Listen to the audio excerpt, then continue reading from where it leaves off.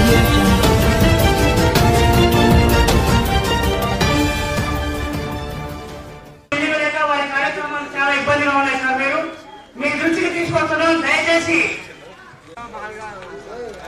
గౌరవనీయులు సర్పంచ్ గారు రాజారావు గారు, ప్రియ మిత్రుడు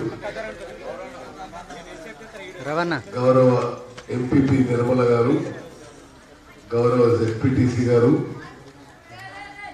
అదేవిధంగా నా ఎంబడి వచ్చిన మిత్రుడు అమెరికా నుంచి మీ ఊరికి వచ్చిండు రంజిత్ కొమ్మినేని నష్టపెట్టాలి. మరి సిడిపిఓ గారు, సూపర్వైజర్ గారు, ఎండిఓ గారు, మరి ఈ స్థలదాతలు బాలు వెంకటేశ్వరరావు గారు, వారి కుటుంబ సభ్యులు, ఎంపీటీసీ గారు,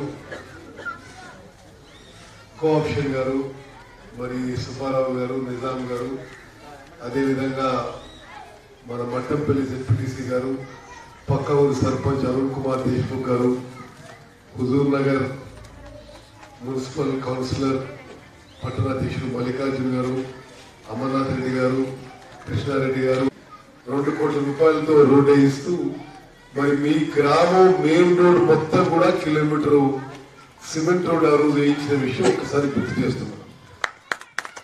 అదేవిధంగా ముస్లింలకి కబ్రస్థాన్ ప్రారీ కూడా కానీ గ్రామంలో సిమెంట్ రోడ్డు కానీ మరి ఆ విధంగా నాకెంత అవకాశం ఉంటే అంత గతంలో పనులు చేయగలిగినాం. కరెంటు వైర్లది చాలా ఏళ్ల నుంచి సమస్య ఉంటే అవన్నీ పోయిన టైంలో సరి చేసిన విషయం ఇంకోసారి మనం చేస్తున్నాం. మరి ఊరుగడ్డ గోపాలపురం రోడ్డు కూడా కొత్తగా వేయించడం జరిగింది. మరి మీకు సంబంధించిన ఇష్యూ సర్పంచ్ గారు వచ్చి మాట్లాడతాడు. ఆయన అఖిల పక్షంగా రేపు ఉదయం 9 ఇంటికి వచ్చి మాట్లాడండి, నేను టేకప్ చేస్తాను. మరి మీరు మరి తప్పనిసరిగా గోపాలపురంకి గ్రామ జ్యోతి కానీ మన ఊరు మన ప్రణాళిక కానీ మన ప్రస్తుత అద్భుత ప్రభుత్వంలో ఏమి రాలేదా? మరి నేనేమో పేపర్ చూస్తున్నా ఇవన్నీ చాలా బ్రహ్మాండంగా జరిగినాయి. కొన్ని గ్రామాల్లో ఏం రాలేదు. దురదృష్టవశాత్తు నేటి ప్రభుత్వంలో స్థానిక సంస్థలను, స్థానిక ప్రజాప్రతినిధులని ఉత్సవ విగ్రహాలుగా మార్చిన ఘనత ప్రస్తుత ప్రభుత్వానికి దక్కిందని చెప్పాలని చేస్తున్నాను. కేవలం ప్రకటనలకి, ప్రచారానికి పరిమితమై వాస్తవంగా ఒక ప్రజాస్వామ్య పద్ధతిలో బలపడాల్సిన స్థానిక సంస్థలు, గ్రామ పంచాయతీలు, సర్పంచులు, ఎంపీపీలు, జిల్లా పరిషత్లు, జెడ్పీటీసీలు నిర్వీర్యం గావించబడిన మరి ప్రత్యేక తెలంగాణ రాష్ట్రంలో మొట్టమొదటి ప్రస్తుత ప్రభుత్వం చెప్పి నేను మనం చేస్తున్నాను. అదేవిధంగా గ్రామాలకి నేరుగా ఆనాడు రాజీవ్ గాంధీ గారు ప్రవేశపెట్టి 72వ అమెండ్మెంట్ రాజ్యాంగ సవరణతో నేరుగా కేంద్రం నుంచి వచ్చే నిధుల నుంచి కూడా మీకు మరి విద్యుత్ అని, నీళ్ల ఛార్జీలు అని చెప్పి మరి రాష్ట్ర ప్రభుత్వం వాళ్ళ వాటా వాళ్ళు తీసేసుకున్నారు. నిజంగా దురదృష్టకరం. ప్రత్యేక తెలంగాణ రాష్ట్రం ఏర్పడితే స్థానిక సంస్థలు బలపరుస్తామన్న ఈ పెద్ద మనుషులు మరింత నిర్వీర్యం చేయడం, సర్పంచ్లని, ఎంపీటీసీలని, జెడ్పీటీసీలని, ఆ చైర్మన్లందరినీ కూడా ఉత్సవ విగ్రహాలుగా మార్చడం ఇది చాలా దురదృష్టకరం, బాధాకరం చెప్పి మనం చేస్తున్నాం.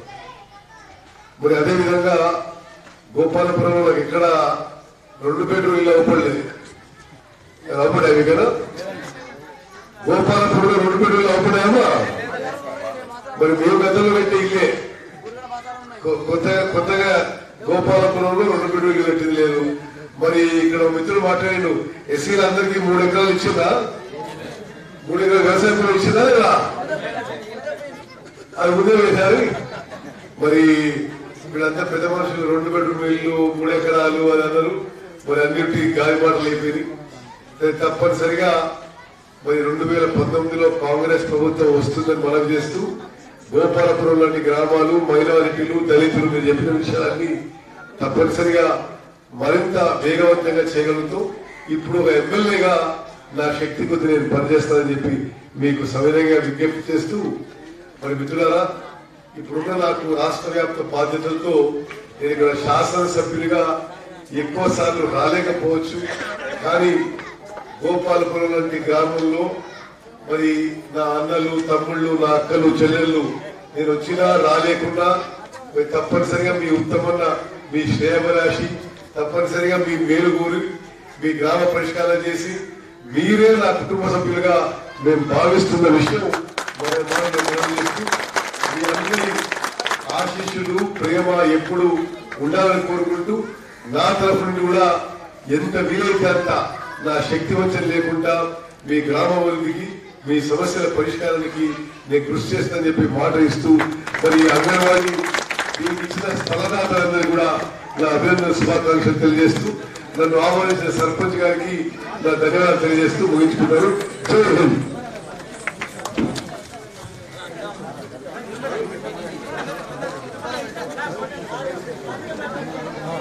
ఏంటండి వీడియో నచ్చిందా?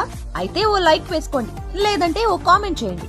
ఎప్పటికప్పుడు మా వీడియోస్ చూడాలంటే సబ్స్క్రైబ్ చేసుకోండి.